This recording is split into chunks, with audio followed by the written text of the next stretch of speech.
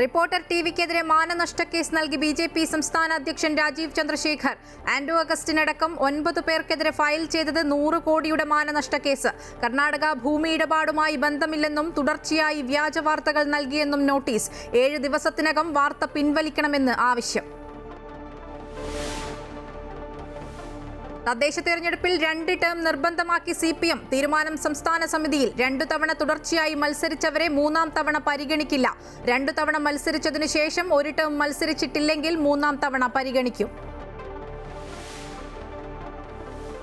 PM ശ്രീയിൽ നിന്ന് പിന്മാറാൻ സർക്കാർ നേരിടേണ്ടത് സങ്കീർണ നടപടികൾ.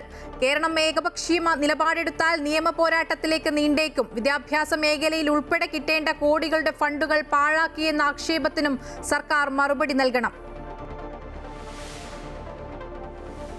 PM ശ്രീയിലെ മുഖ്യമന്ത്രിയുടെ പുതിയ നിലപാട് CPIയെ കബളിപ്പിക്കാനെന്ന് VD സതീശൻ. ജനപ്രിയ പ്രഖ്യാപനങ്ങൾ തെരഞ്ഞെടുപ്പ് മുന്നിൽ കണ്ട് ജനങ്ങളുടെ കണ്ണിൽ പൊടിയിടാനും ജാള്യത മറയ്ക്കാനുമുള്ള തന്ത്രമെന്ന് പ്രതിപക്ഷ നേതാവ്.